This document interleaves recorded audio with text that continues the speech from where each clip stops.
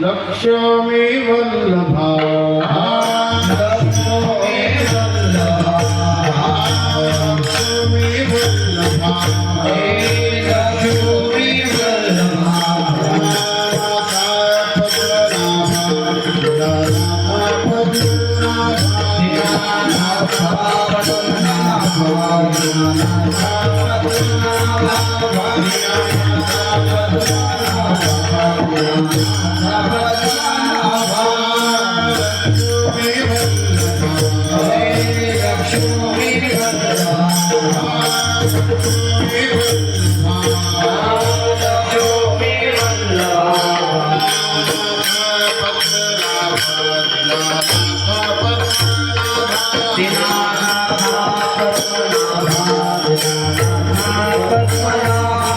जय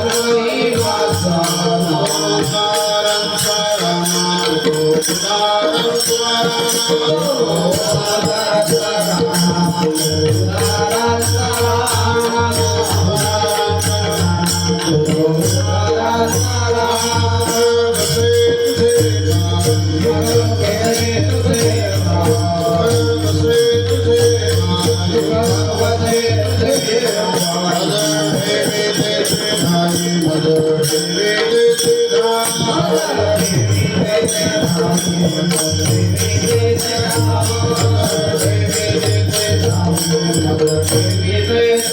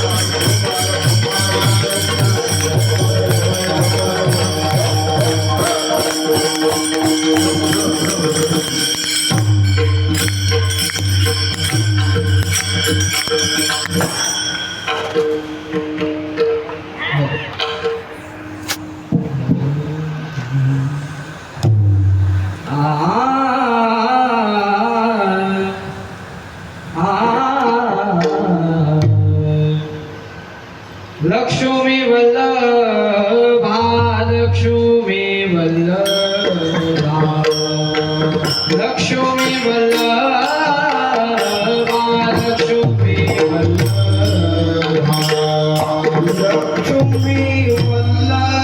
वल्लभा लक्ष्मी वल्लभा लक्ष्मी वल्लभा लक्ष्मी लक्ष्मी वल्लभा लक्ष्मी वल्लभा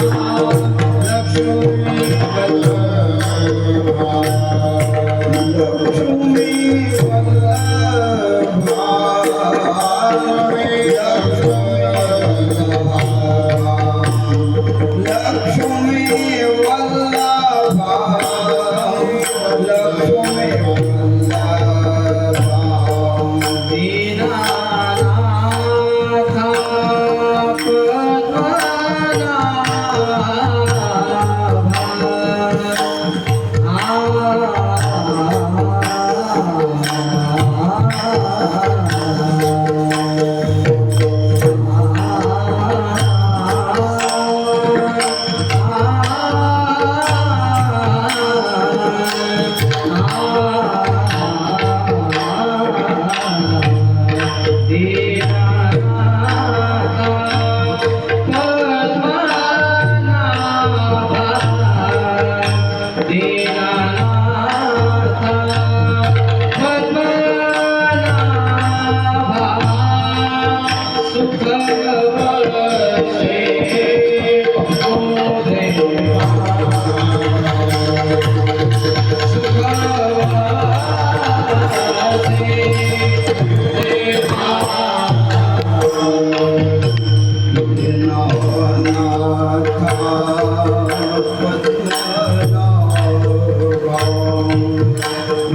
Krishna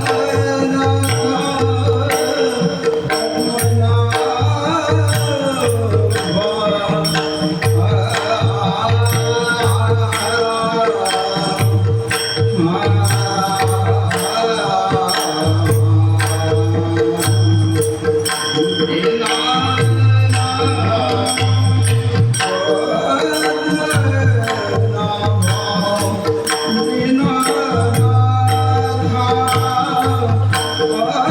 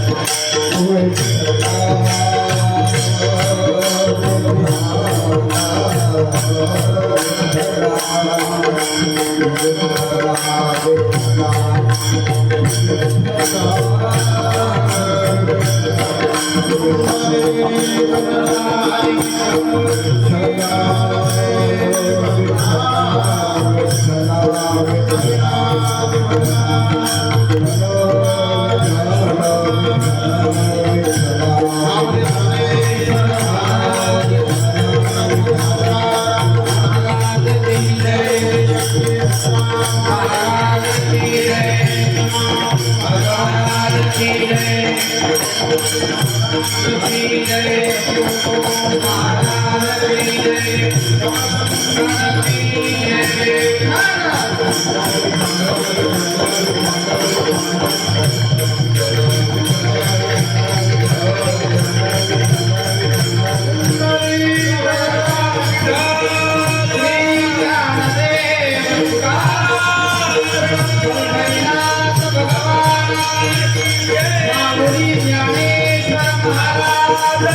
जय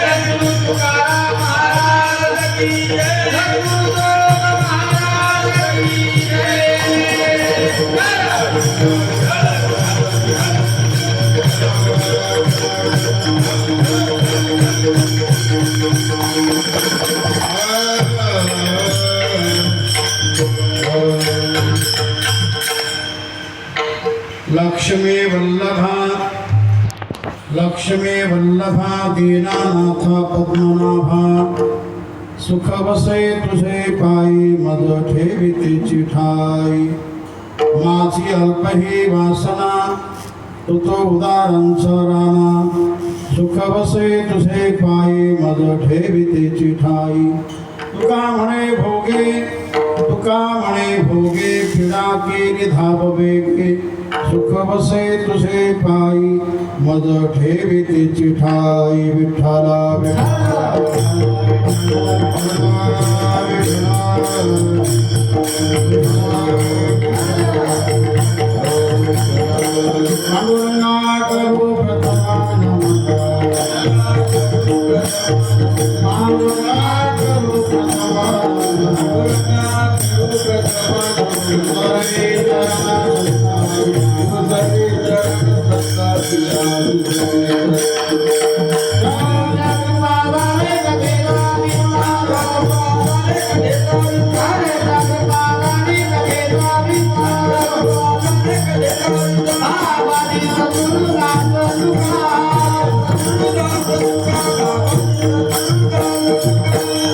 ओम नमो ज्ञानेश्वरा करुणाकरा दयाळा तुमचा अनुग्रह राधलो पावन झालो चराचरी वसुदेव सुतं देवं कंसचानूरमर्दनं देवकी परमानन्दं कृष्णं वन्दे जगद्गुरुं मङ्गलभावना मङ्गलहारी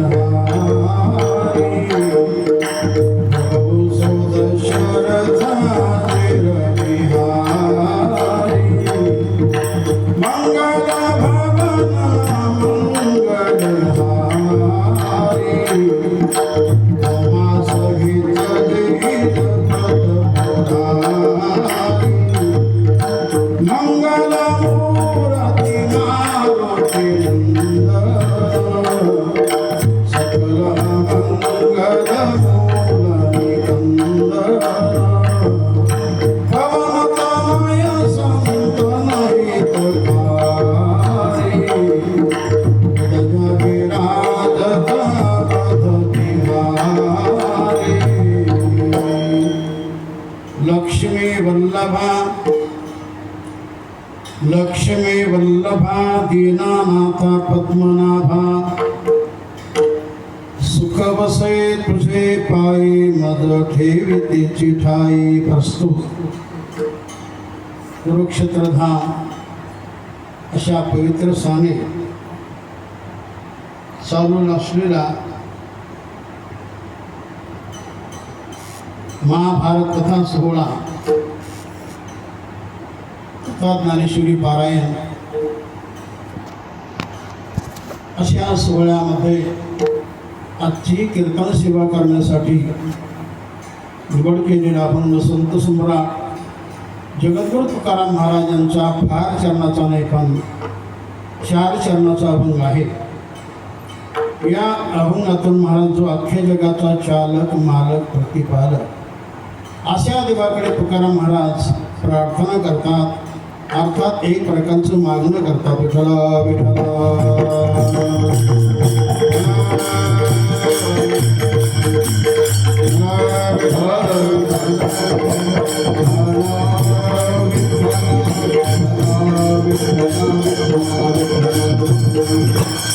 महाराष्ट्रातून जळगाव जिल्ह्यातून आणि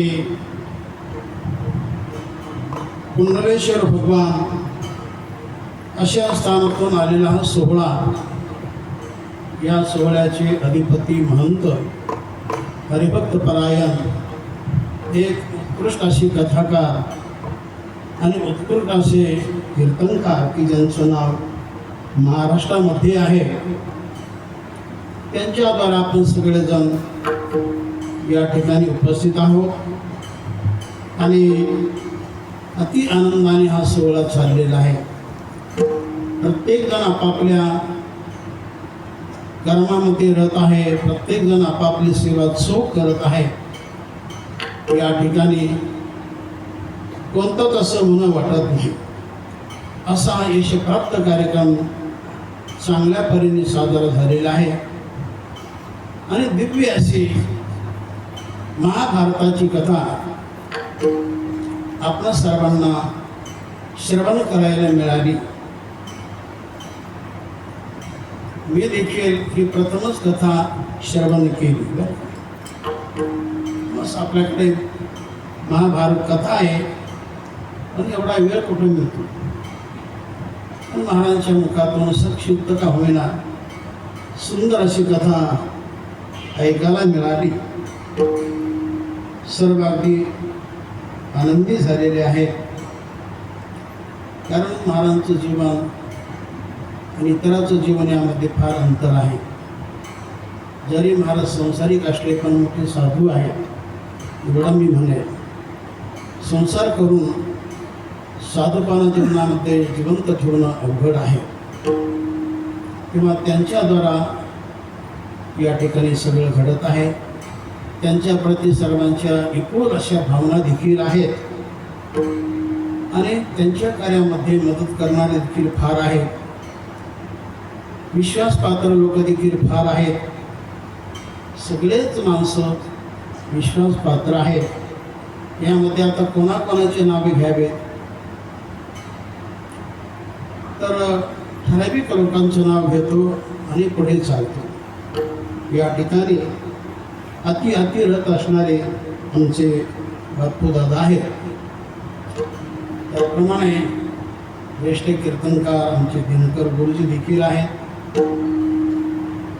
आणि आमच्या संस्थेमध्ये ज्यांनी शिक्षण घेतलं असे अधिकृत महाराज म्हणजे आमचे भाविस्कर महाराज आहेत, देवदास महाराज आहेत, इतर भरपूर महाराज आहेत. सर्वांची नाव घेण्यासाठी वेळ नाही, आणि महाराजांच्या बरोबर सातत्याने वादन कामाची सेवा करणारे गजानन महाराज आहेत. भरपूर महाराज आहेत.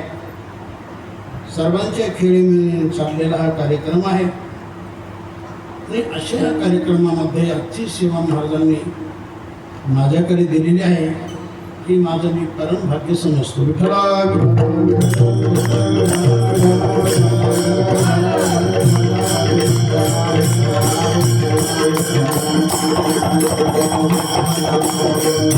गेल्या अनेक वर्षापासून त्यांची माझ्याबद्दल श्रद्धा आहे, आणि माझी देखील त्यांच्याबद्दल श्रद्धा आहे. 1984 साली जो काही गुरुदेवाने दौरा काढला होता, छोटा दौरा, तो दौरा म्हणजे काही खानदेशातील गाव आणि गुजरातमध्ये प्रवेश. तर 15 ते 20 दिवसाचा तो दौरा असेल. अशा दौऱ्यामध्ये ते नवीनच होते. त्यावेळेला मी त्यांना काही चाली शिकवल्या होत्या. त्याचाच त्यांना फार आभार वाटला, आणि मला मोठा मानपान देखील देतात. एवढं काय देण्यासारखं नाही, पण त्यांची एक अपार श्रद्धा आहे. आणि त्याच वर्षी आमच्या गावी देखील जाण्याचा योग आला. बीड जिल्ह्यामध्ये पाटोदा तालुक्यामध्ये पिंपळनेर आमचं हे गाव आहे. त्या गावात आम्ही त्यांची प्रथम सेवा केली होती, कीर्तनाची. भरत महाराजांची सेवा गावात केली, आणि त्यांचे जीवलग मित्र ढवळे महाराजांची सेवा आमच्या लालपुरी संस्थांमध्ये केली.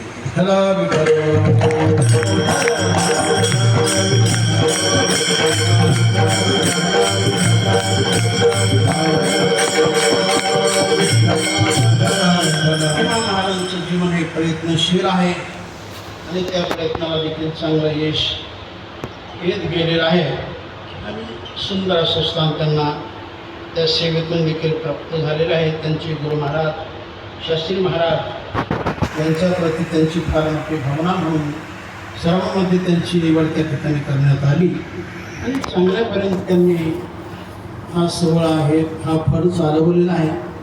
जे काही अनेक फळ आहेत महाराष्ट्रामध्ये, त्यामध्ये हा एक देखील अलौकिक असा फळ आहे. विठ्ठला विठ्ठला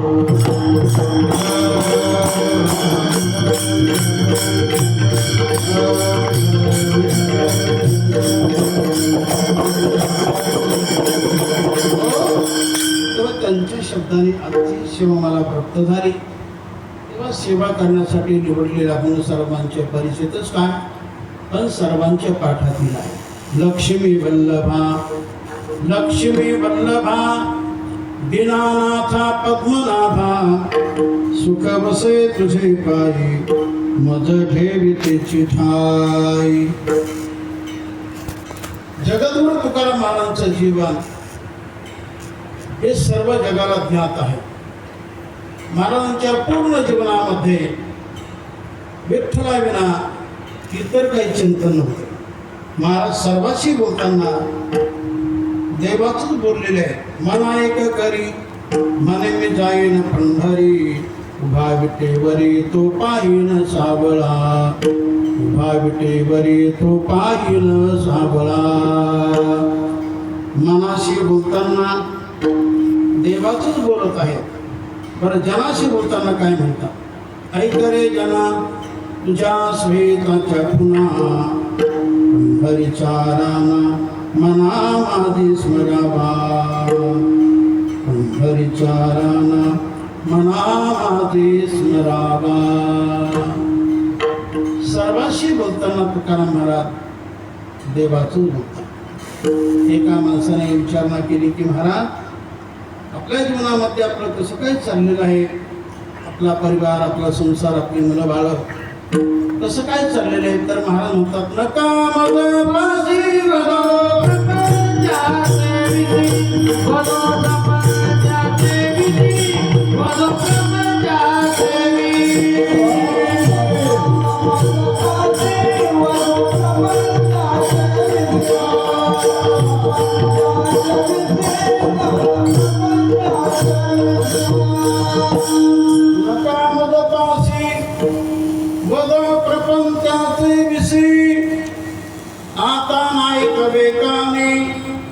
मज देवागीन माने बोलण्याची नाही आता देवागीन काही.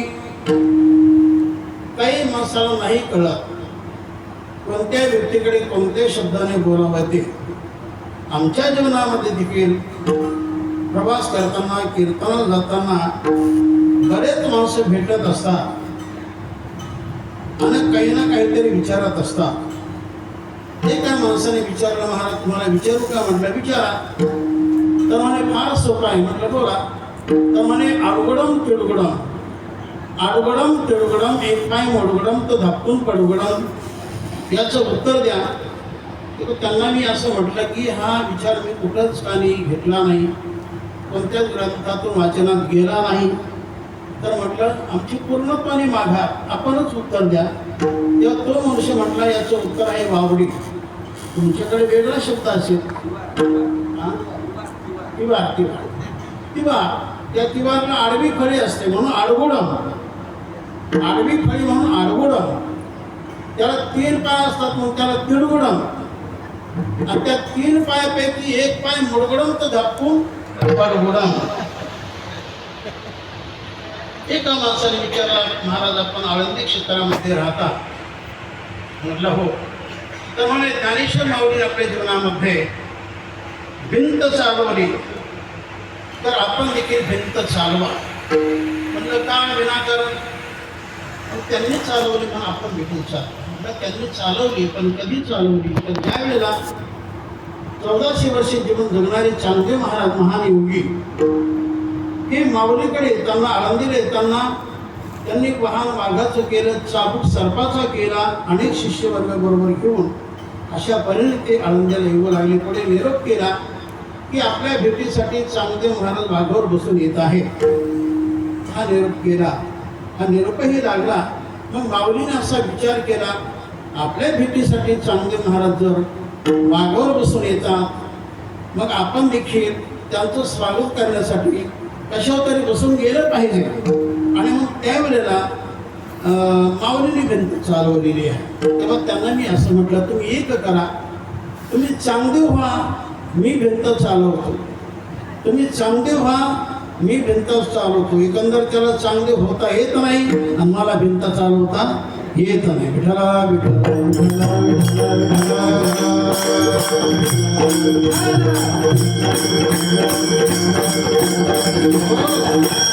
माणसाने प्रश्न करावे, पण प्रश्न चांगला असावा. असा गुंतागुंतीचा प्रश्न, वेडावाकडा प्रश्न असतात. विचारा, अवश्य विचारा की ज्यामध्ये काही तथ्य असावं, ज्या काळामध्ये काही भक्तीचा स्पर्श असावा, चांगले विचार असावेत. पण महाराजांना जी विचारणा केली की ज्याचा कंटाळा त्याचा वारंवार कशाला. अगोदर तुकाराम महाराज संसाराचा कंटाळा आला होता. विठ्ठला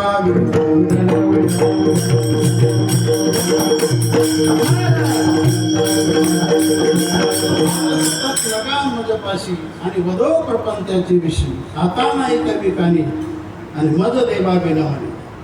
अशी महान अधिकाराची तुकाराम महाराज यांना भगवंताकडून आपल्या जीवनाचं सार प्राप्त करायचं आहे. महाराजांनी विचार केला आपल्या जीवनाचं खरं सार हे भगवंताकडे आहे. हा भगवंत तसं देणार नाही. कधी देणार? याचं गुणगान गेलं तर, याची स्तुती केली तर, याचं मोठेपण गायलं तर, कोणी असं त्याचं आपण केलं तर तो आपलं करत असतो. जग कसं आहे त्याचं केलं तर आपलं करतं. विठ्ठला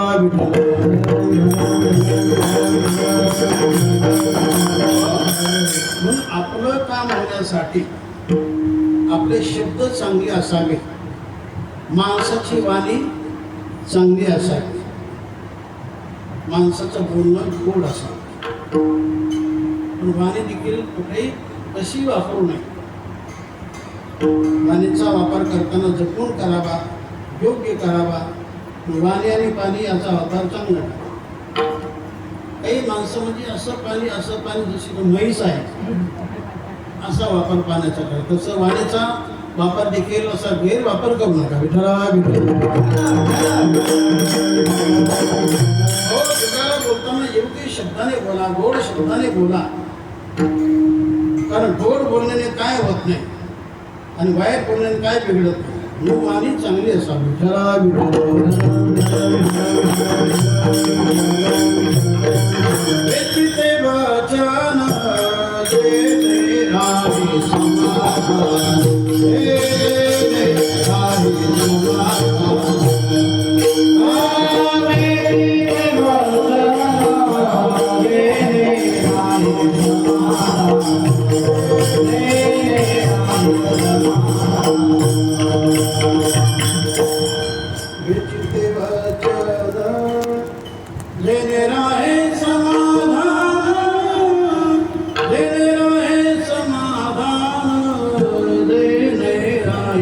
समाधान. चांगलं बोला, वाईट बोलू नका, खराब बोलू नका, जेणेकरून दुसऱ्याला आनंद होईल असं माणसाने बोलावं.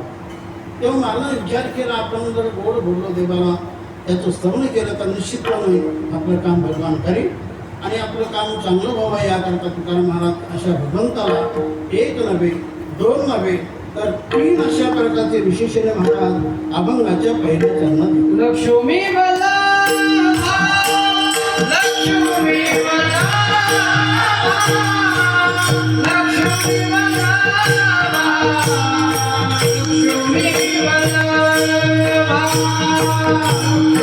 मला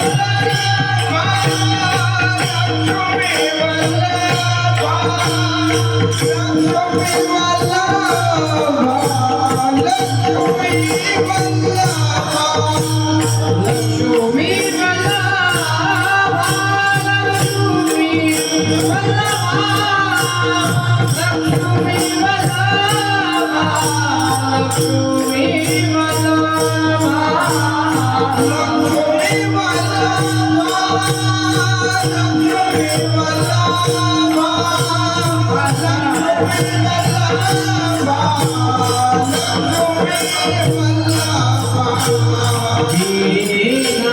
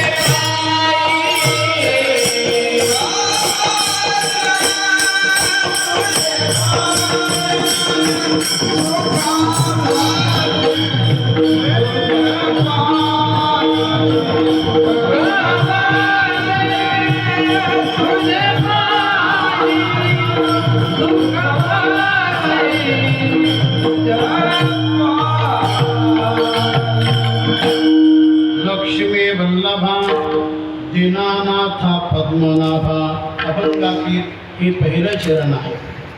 महाराज म्हणतात की हे देवा, नेहमीच्या नावाने तुकाराम महाराज असे बोलत नाही, असं नाही म्हणत. हे पंढरीनाथा, हे पांडुरंगा, हे विठ्ठला असं म्हणतात. की गोंडस नावं देतात, सुंदर विशेषणे ठेवतात. लक्ष्मी वल्लभा देवा, आपण सामान्य नाही, अख्ख्या जगाची मातृस्थान जी असणारी लक्ष्मी देवी, की जिचं जीवन वैभव संपन्न आहे, रूप संपन्न आहे, अशा लक्ष्मीचे आपण कोण आहात? तर मालक हा, पती हा, वल्लभ नाम पती, आणि पती हा शब्द बऱ्याच ठिकाणी आलेला दिसतो आहेच. राष्ट्रपती, सेनापती, सभापती, छत्रपती, उद्योगपती, करोडपती, महिपती, रघुपती, उचापती, पुरापती, चहापती, हे सोडा शब्द घेऊन ते शब्द सोडा. परंतु पती शब्दाचा अर्थ मालक स्वामी असा होतो. तेव्हा आपण सामान्य नाही, की जी अनेक अंगाने या जगामध्ये राहणारी लक्ष्मी देवी आहे, अशा देवीचे आपण कोण आहात? तर मालक आहात, पती आहात, लक्ष्मी वल्लभा. लक्ष्मी म्हटल्यानंतर सर्वांचा आकर्षण होत असतो, आणि लक्ष्मीचे अनेक अंग आहेत या जगामध्ये, अनेक अंगाने लक्ष्मी राहते. आणि मग जगामध्ये जेवढं काही डेकोरेशन आहे हे सर्व लक्ष्मीचं प्रतीक आहे. विठ्ठला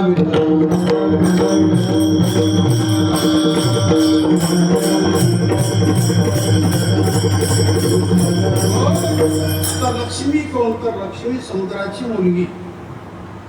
पूर्वीच्या काळी, प्राचीन काळी जगामध्ये फार मोठी घटना घडून गेली की एकदा दुर्वास महाराज एक कोणी तपस्विनी तिच्याकडे गेले असताना आपल्या दारी, आपल्या घरी संत आले, आपल्या आश्रमात संत आले. तिने फार मोठा आदर सत्कार केला, स्वागत केलं, आणि गळ्यामध्ये दिव्य फुलाची माळा घातली. तिचं स्वागत घेऊन महाराज निघाले. पुढे चालू इंद्राची त्यांची भेट झाली. दुर्वास महाराजांना वाटलं आपलं जीवन संत जीवन, आणि संत जीवनामध्ये भोग नसावे, भोग नसावे, तर हे आपण इंद्राला देऊन टाकू. इंद्राच्या गळ्यामध्ये ती माळा टाकली. इंद्राने देखील त्या माळेचा चांगला स्वीकार केला, परंतु पटकन माळ काढून ती हत्तीच्या सोंडेत देण्यात आली, आणि त्या हत्तीने काही एक विचार न करता डायरेक्ट पायाखाली तिचा नाश केला. हे सगळं चिंतन तुम्ही ऐकलं असेल भागवत ग्रंथातून. तर दुर्वासांना फार अपमान वाटला. इंद्राने आपला अपमान केल्याचा अर्थ उन्मत्त झाला, स्वर्गीय संपत्तीच्यामुळे उन्मत्त झाला, गर्विष्ठ झाला, म्हणून याला काहीतरी शाप दिला पाहिजे, आणि डायरेक्ट शापही दिला की जा म्हणे, तू उन्मत्त झाला, तुझी सगळी संपत्ती समुद्रामध्ये बुडून जाणार. शाप प्राप्त झाला, तो शाप डायरेक्ट अमृतच झाला. सर्व स्वर्ग संपत्तीहीन झाला, सर्व देव उदास झाले, खिन्न झाले, आणि भगवान विष्णूकडे शरण गेले. भगवंताने सर्वांना ते मार्ग सांगितला की तुम्ही तुमचं काम होण्यासाठी याकरता तुम्ही समुद्र मंथन करा. मंथन केलं तर तुमची संपत्ती तुम्हाला मिळेल. याकरता वासुकी सर्पाचा दूर करा, म्हणजे मंदार पर्वताची रवी करा, वासुकी सर्पाचा दोर करा आणि दैत्यांचं सहकार्य घ्या. सांगितल्याप्रमाणे प्रथम देव दैत्याकडे गेले, विनंती केली की जी काय आपली संपत्ती दुर्वास महाराजांच्या शापाने समुद्रामध्ये गडप झाली तर ती आपल्याला वर काढायची आहे.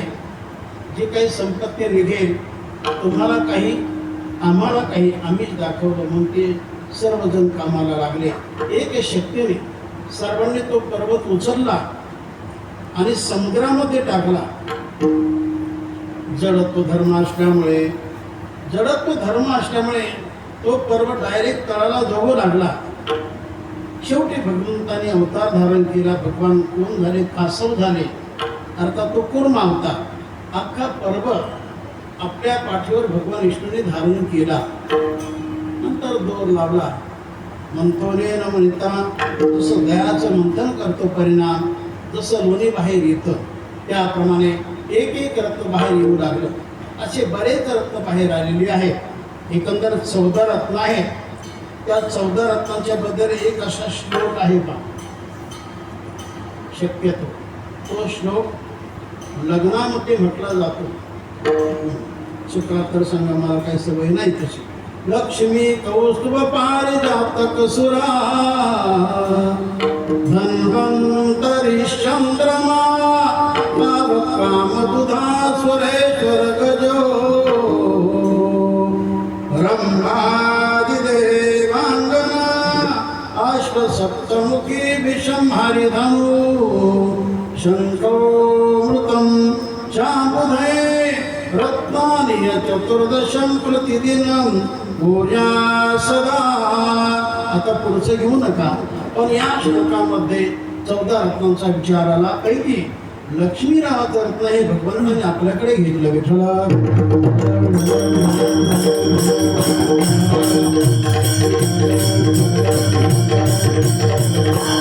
भगवंताने एकच काय, मला वाटतं 4 का 5 रत्न भगवंताने घेतलेले आहे असं वर्णन आहे. तर ज्यावेळी लक्ष्मी समुद्राच्या बाहेर आली, दिव्य तिचा प्रकाश पडला.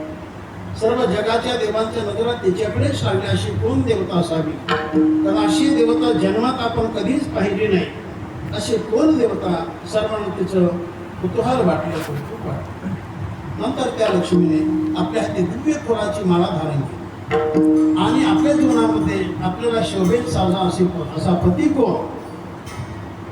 कारण नवरी मुलगी म्हटलं तर तिला काय वाटतं? ज्याच्याशी लग्न करायचं तो कसा असावा? रूपाने चांगला असावा. मुलीच्या आईचं काय मत? आपला जाबाई श्रीमंत असावा. मुलीच्या वडिलाचं काय मत? आपला जाबाई हुशार, चतुर, 4 चौघामध्ये बसणारा, उठणारा, कीर्तिवान असावा. भावबंदाचं मत? त्यांचं आपलं जुळता मिळतं होतंय का? गुण चांगले उतरतात का? हे जवळचे भावबंद लोक.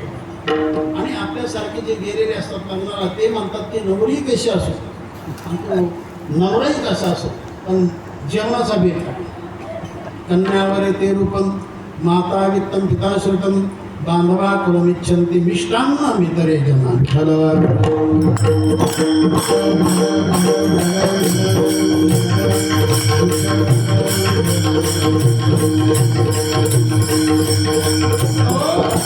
लक्ष्मी वल्लभा. तुकाराम महाराज हे प्रथम विशेषण देतात की तेव्हा आपण सामान्य नाही, असे की जगमान्य, की जगामध्ये जिचं वैभव मोठं दिसतंय, जी रूपाने 1 नंबरची आहे, अशा देवीची आपण देवा कोण आहात? तर मालक आहात, पती आहात, स्वामी आहात. लक्ष्मी वल्लभा देनानाथा. तर भगवान हा सकळ देनांचा नाथ आहे. नाथ शब्द हा शक्तिवाचक आहे. तर ज्याच्याकडे कर्तृ शक्ती अन्यथा कर्तृ शक्ती, अर्थात सगळ्या प्रकारच्या शक्ती ज्याच्याकडे नैसर्गिक असतील त्यालाच नाथ असं म्हटलेलं आहे.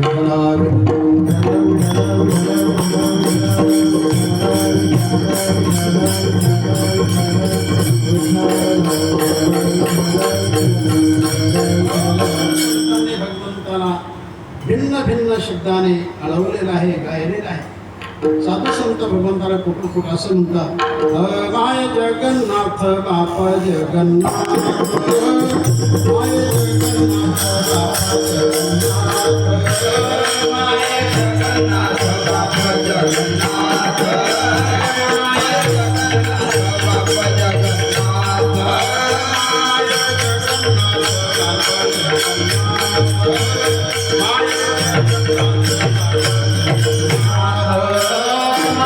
जगन्नाथ बापा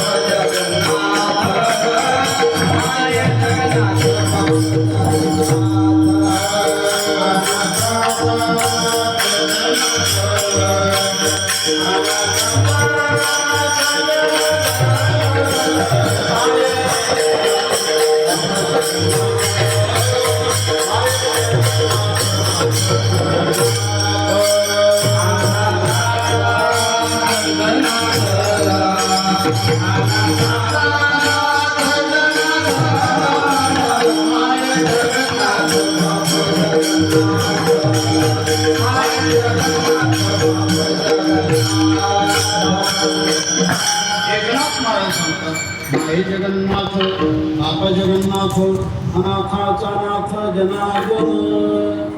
तर कुठे कुठे साधू संत देवाला असं म्हणतात, अनाथाचा बंधू विठ्ठला कृपा सिंधू, अनाथाचा बंधू विठ्ठला कृपा सिंधू, तोडी भवबंधू या पाश विठ्ठल गीती गात, विठ्ठल गीती गात, विठ्ठल गीती गात, विठ्ठल गीती गात. तर कुठं कुठं साधू संत ग्रंथाला दिनांची माऊली असा शब्द ठेवलेला दिसतो. नामदेव महाराज म्हणतात, दिनांची माऊली आत्म्या देखी येती, दिनांची माऊली आत्म्या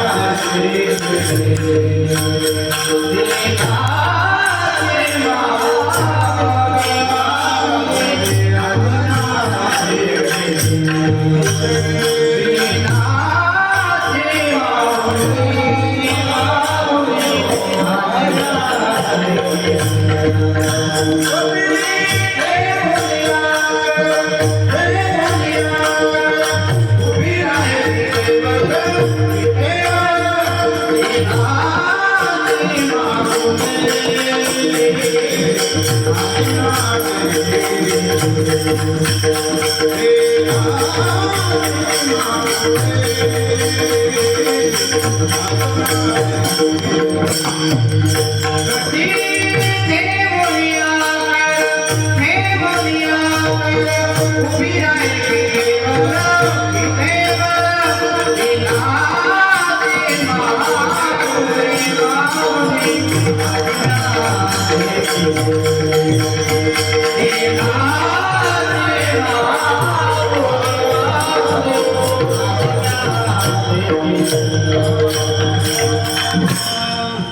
दिनांची माऊली अजम्या देखिली, कटी ठेवून या कर उभी राहे कशावर, तर उभी राहे विटेवर. अशा प्रकारे साधू संतांनी भिन्न भिन्न शब्दाने भगवंताला आळवलेलं आहे. तर या ठिकाणी महाराज म्हणतात की देवा तुम्ही कोण आहात, आपण कोण आहात, दीनानाथा. जगामध्ये जेवढे म्हणून दिन असतील अशा सगळ्या दिनांचा देवा तू नाथ आहेस. आणि शेवटचं विशेष म्हणजे पद्मनाभ. हे नाम फार ठिकाणी नाही पण काही ठिकाणी आलेलं आहे. आपण नेहमी देवाची प्रार्थना करतो. कोणती? श्री अनंत मधुसूदन पद्मनाभ नारायण जगव्यापका जनार्दन आनंद घना अविनाश. ओम शांताकार भुजगशयनं पद्मनाभं सुरेशं विश्वाधारं गगनसदृशं मेघवर्णं शुभांगं लक्ष्मीकान्तं कमलनयनं योगिभिर्ध्यानगम्यं वन्दे विष्णु भवभयहरं सर्वलोकैकनाथं विठ्ठलाय.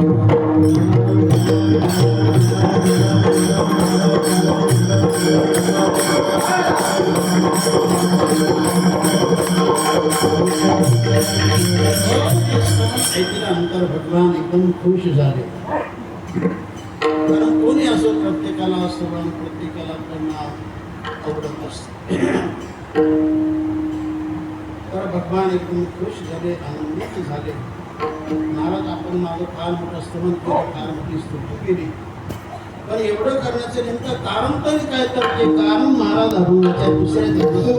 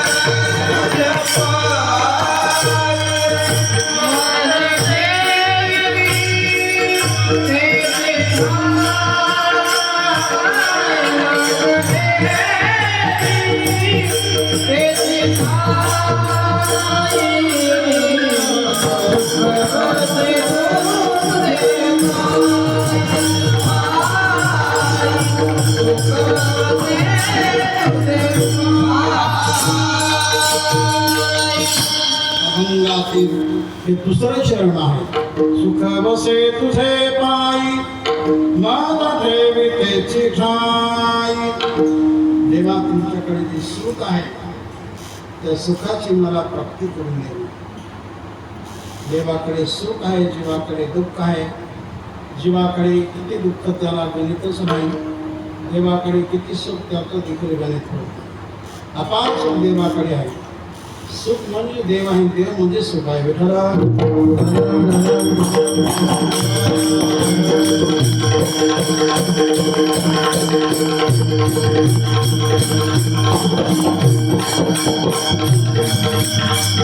देवाकडे सुख मग देवाकडे संसाराकडे सगळं दुःखच का आहे? सुख पण त्याचं प्रमाण फारच कमी. सुख पाहता डोळा पाडे आणि दुःख पर्वता एवढे. सुखाचा विचार केला संसारामध्ये तर गवा एवढं सुख, आणि दुःखाचा विचार केला तर डोंगरा एवढं दुःख. म्हणजे नसण्यात जमा. संसारामध्ये सुख म्हणजे किती आहे तर दमडी दक्षिणा दिल्ली प्रदक्षिणा.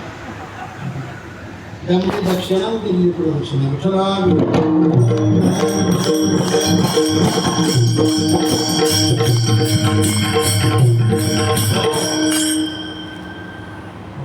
एखाद्याच्या जीवनामध्ये नसेल फार दुःख, ते आपण मान्य करू, ते आपण मान्य करू. पण बिलकुल काहीच दुःख नाही, राणा तोडा, हे मात्र आपण मान्य करू. जीवन म्हटलं की काही ना काहीतरी दुःख असतंच, काही ना काहीतरी दुःख असतंच. या जीवनामध्ये या संसारामध्ये कोणाला आजाराचं दुःख आहे तर कोणाला शेजाऱ्याचं दुःख आहे, कोणाला चोराचं दुःख आहे तर कोणाला आपल्याच पोराचं दुःख आहे. हा सगळ्या जगाचा अनुभव. विठ्ठला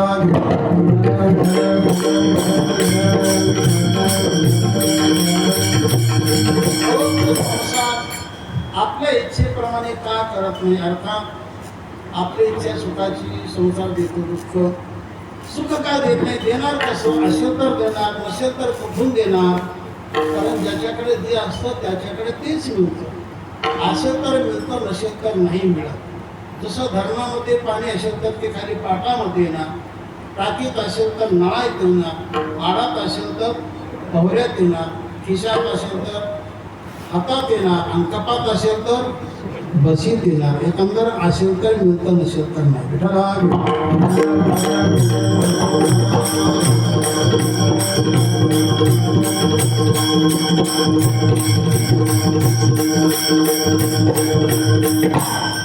तेव्हा खरं जे सुख आहे ते देवाकडेच आहे. म्हणून तुकाराम महाराज म्हणतात, तुका म्हणे काही न मागे आम्ही,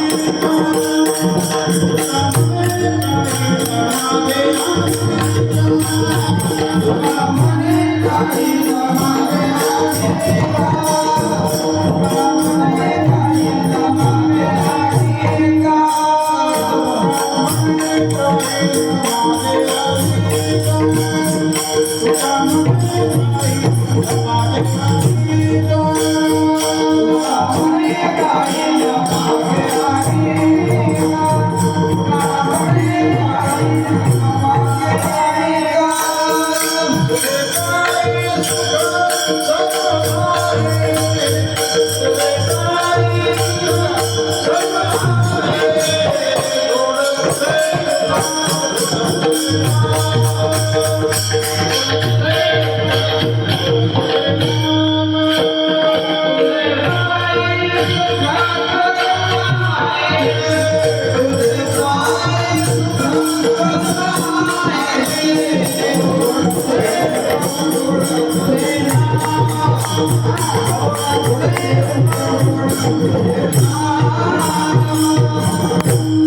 सर्व प्रकारचं सुख भगवंताकडे आहे.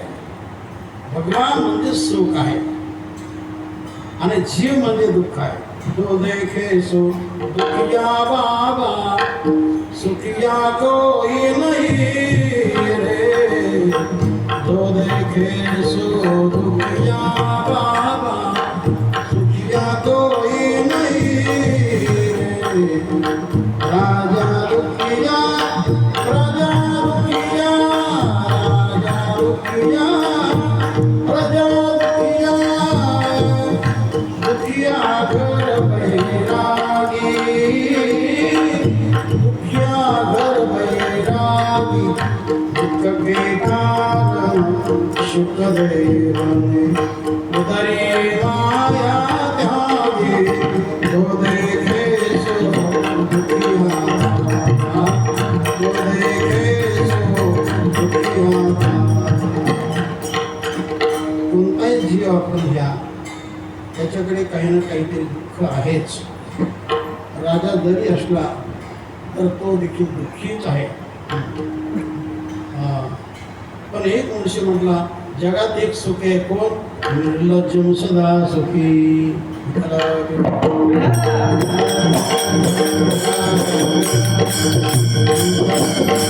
हे फक्त म्हणण्यात होत आहे. असो, जगामध्ये सुखस्थानामध्ये भगवान आहे, सुखसागरमध्ये भगवान आहे. सागरामध्ये किती पाणी त्याचं मोजमाप नाही, मागे नाही, सध्या नाही, पुढे देखील होणार नाही. तसं देवाकडे जे सुख आहे हे सागरासारखं सुख आहे. सागराच्या पाण्यात जसं मापच नाही, तसं देवाच्या सुखात देखील मापच नाही.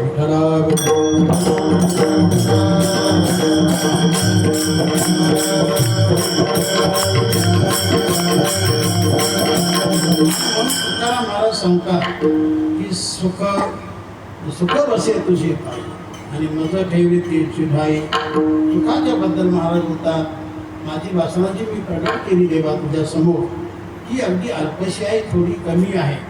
पण तुझा जर विचार केला तर देवा तू कोण आहेस याचं गोड चिंतन महाराज अभंगाच्या 3ऱ्या चरणात. Ah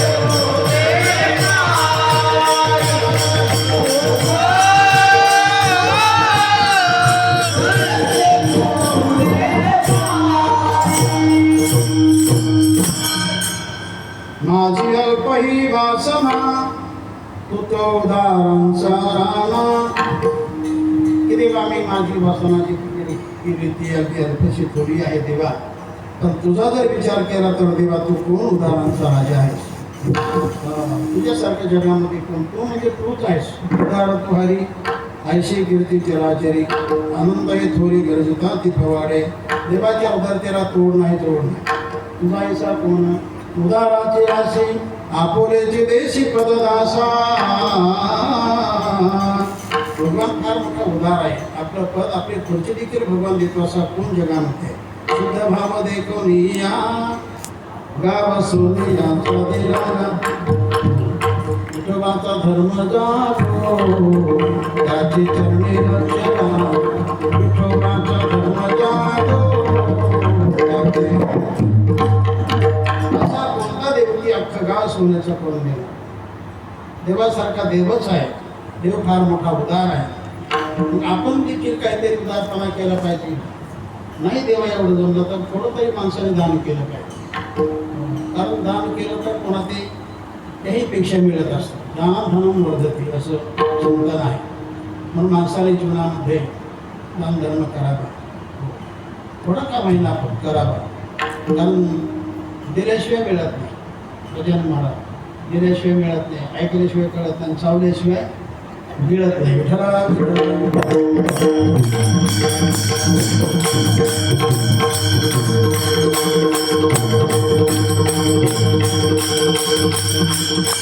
समर्थ लोक आहेत सगळी चिंगल आहे दाते मोठे आहेत देणारे द्यावं घेणारे घ्यावं पण आपण देखील काहीतरी आपण फार गरीब म्हणून अजिबातच देऊ नाही असं नाही त्याला बंधन नाही शास्त्रात की तू दिलंच पाहिजे असं काही नाही पण द्यावं आणि देताना देखील नम्रतेने द्यावं अहंकाराने नव्हे गर्व करून नव्हे नम्रतापूर्वक लहानपण घेऊन द्या नम्रतेने द्या भावनेने द्या दान करो गरीबे से बाबा दान करो गरीबे से बाबा मगरूरे से धोखा है तू कहेगा मैं दाता हूँ माल कहाँ से लाया है नम्रतेने दान करा चांगल्या ठिकाणी दान करा कारण चांगल्या ठिकाणी केलं दान कधीच वाला जात नाही आणि वांगल्या ठिकाणी केलं दान कधीच उपयोगाला पडत हे फार चांगलं स्थान आहे पूर्ण देशामध्ये उत्कृष्ट हे स्थान आहे चांगल्या स्थानी दान केलं कारण हे कुरुक्षेत्र आहे महाराज याची जगामध्ये वाहवा केली जाते याचं जगामध्ये नाव आहे सर्व ग्रंथामध्ये याचं नाव आहे आणि मग अशा ठिकाणी दान केलेलं निश्चित त्याची वृत्ती होणार हा एक तर अधिक तर हा अधिक मास आहे अधिक अशी अधिकम फल एरवी तुम्ही दान केलं तर त्याला कमी फल असतं या महिन्यात जर दान केलं तर त्याला जास्त फळ असतं मग त्याला अधिक मास अधिक अशी अधिकम फल मिठा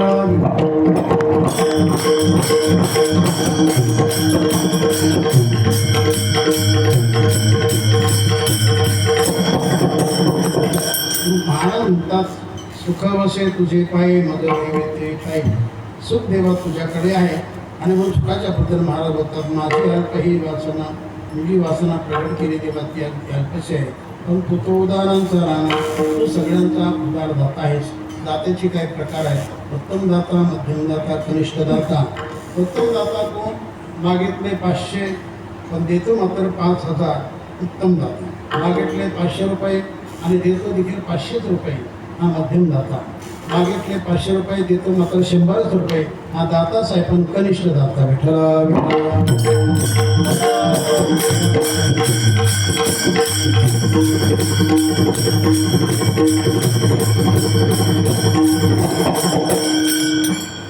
माझी अल्प ही वासना. वासना शब्द आला म्हणून थोडक्यात चिंतनात आपल्याला वेळ नाही.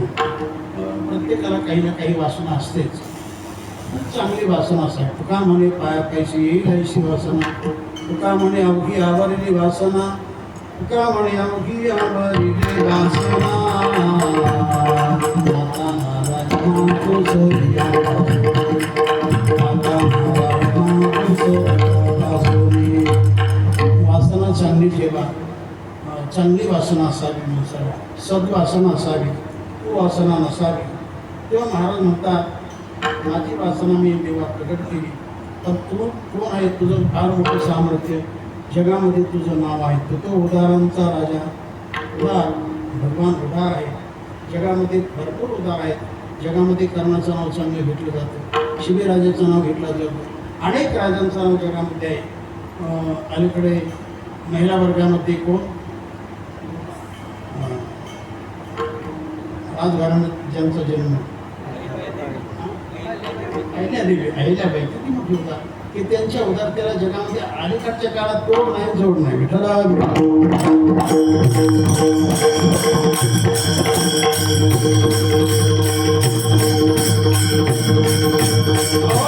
शंकराची कृपा होती त्यांच्यावर.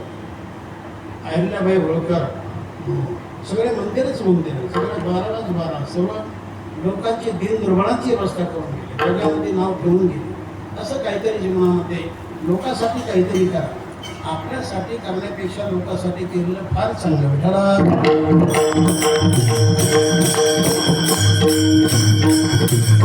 भावना काय? आपल्यासाठी जग काय करताय? पण तुम्ही जगासाठी काय केलंय?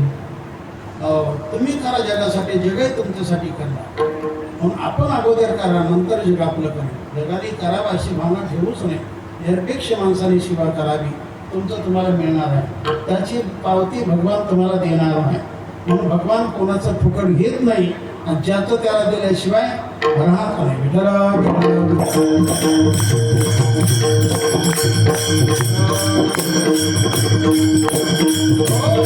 आणखी एक तुकाराम महाराज काम सांगतात की देवा काय झालं, मला भोगाने फार त्रस्त केलेलं आहे, मला फार पीडित केलेलं आहे. याकरता सगळं सोडा, माझ्यासाठी द्यावा आणि या भोगातून, या विषयातून माझी मुक्तता करा. तर हे चिंतन महाराज अभंगाच्या शेवटी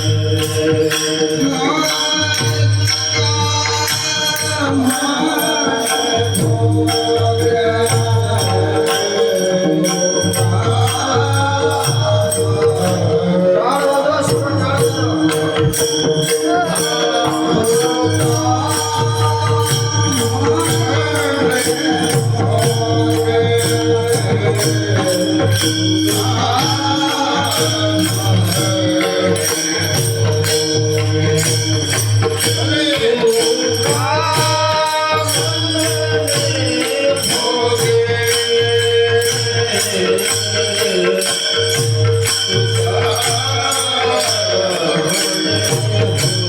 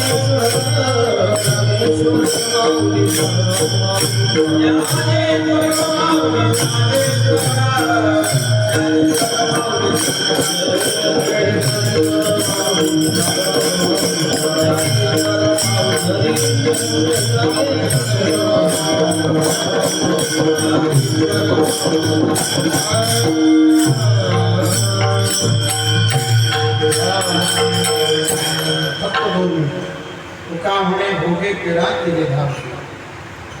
महाराज म्हणतात देवाला लवकर धावा.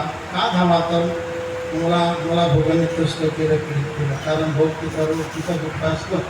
त्याकरता महाराज तुमचं आमचं वकिली पत्र घेऊन बोलतात, लवकर धावा देवा, या भोगातून माझी सुटका करा. देव धावतो का? तर हो. त्याला चांगली हात गेली तर भगवान येतो. चांगली हाक मारा, कळकळीची तळमळ्याची अशी प्रेमपूर्वक आपली हात जर देवाला गेली तर निश्चितपणे भगवान येतो. काही माणसं म्हणतात भगवान येत नाही, भगवान आपलं खात नाही. या सगळ्या गोष्टी भगवान करतो, पण त्या परीने आपण देवाला देत नाही. तशी हात देवाला जात नाही. कोई कहते भगवान आते नहीं, कोई कहते भगवान आते नहीं, तुम द्रुपदी के तरह बोलाते नहीं, तुम द्रुपदी के तरह बोलाते नहीं. जर तुम्ही द्रौपदी मातेसारखी हात भगवंताला मारली तर निश्चितपणे भगवान येणार. जसं द्रौपदीचं काम भगवान कृष्णाने केलं तसं आपलं देखील काम भगवान निश्चितपणे करणार, अशी भावना झाली. काही माणसं म्हणतात भगवान आपलं खात नाही, पण आपण मात्र शेगडी मातेसारखं देवाला खायला देत नाही. कोई कहते भगवान खाते नहीं, कोई कहते भगवान खाते नहीं, तुम शबरी के तरह खिलाते नहीं, तुम शबरी के तरह खिलाते नहीं. शबरी मातेने प्रभू रामचंद्राला पंचपक्वान्नाचं ताट नाही दिलं, सामान्य गोड, शिवाय स्वतःच्या दाताने करंडलेले गोष्टी केलेले, तरी पण भगवंतांनी मोठ्या आवडीने ते सेवन केले. ऐका महिमा आवडीची, गोरे खाय भिल्लटीची. रामप्रभूने तिची केळस केली नाही. ती किती वाकडी तिकडे, किती वेळी तिचं तोंड कसं, केस कसे, हा विचार भगवंताने केला नाही. तिचा फक्त प्रेमाचा विचार भगवंताने केला. लक्ष्मणाला तिची कळस आली, लक्ष्मणाला तिची केळस आली. ती काय बाई आणि गोष्टी बोलून आपल्याला खाऊ घालते. प्रभू रामचंद्राचं शबरीचं बोलणं चालू असताना लक्ष्मण पटकन तो दोन फेकून दिला.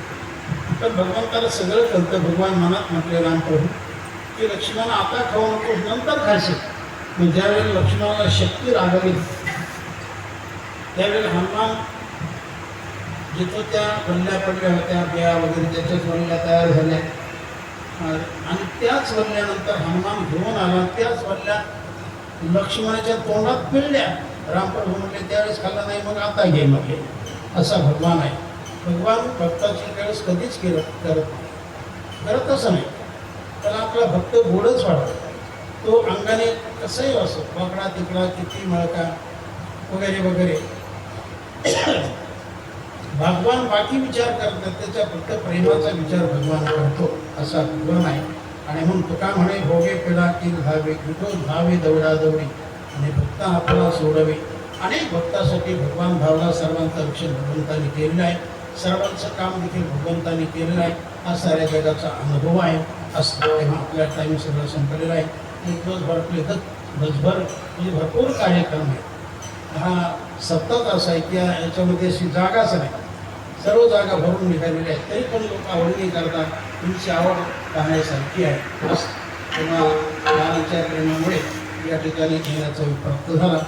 यापूर्वी देखील दोनदा महाराजांनी आमची तिकीटही काढली होती, पण मला काही अडचणी आल्या त्यामुळे येणं झालं नाही. पण येणं थोडं आता आमच्यासारख्या या वयाला जमत नाही जरा, तरी पण महाराजांचं प्रेम असल्यामुळे आम्हाला यावं लागतं. त्यांची हाक आम्हाला सारखं करावी लागते.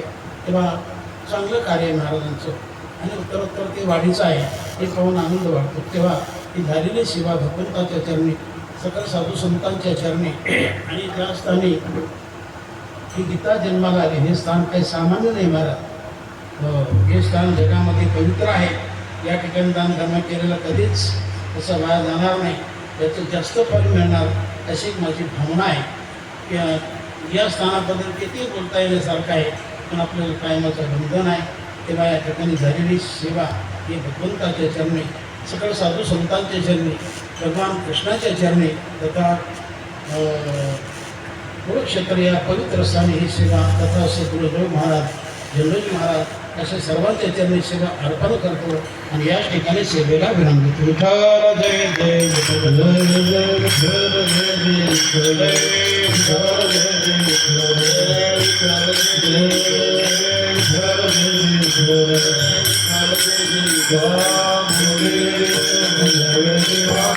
विठ्ठल जय